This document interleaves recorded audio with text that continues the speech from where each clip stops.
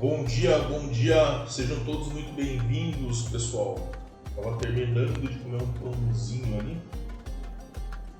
E cara, que mercado, hein? Que mercado, hein? Botando pra cima, botou pra baixo, botou pra cima aí, né? Bem característica de mercado asiático nesse momento aqui, né? Onde puxou. Botou todo mundo para um lado, depois puxou para o outro e agora puxou novamente, né? Só que nós já passamos aí pelo menos 2 a 3, né? A gente está entrando já no mercado americano já.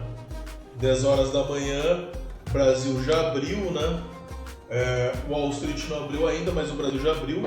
Então a gente já está no mercado americano nesse momento aí. O ouro tá, acredito que desde a madrugada, tá? O ouro virou pra cima, né? Vindo buscar aí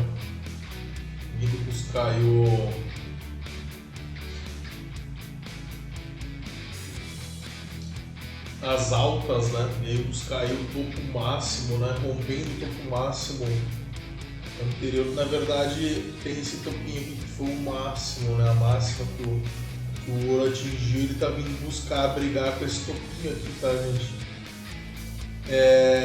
Tá nessa linha verde aqui, ó, o topinho. A hora que ele romper isso aí, tem projeção, tá? Aqui em cima, ó. Vai vir hoje, Vovô? Não sei, tá, gente? Não sei, mas parece que nessa primeira linha verde ele vem, tá?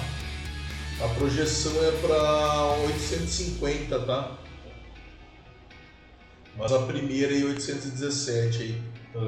Batendo aí o outro nível que já chegou, né? Cara, tem muita coisa aí, né, acontecendo no mundo. Tá vendo já que o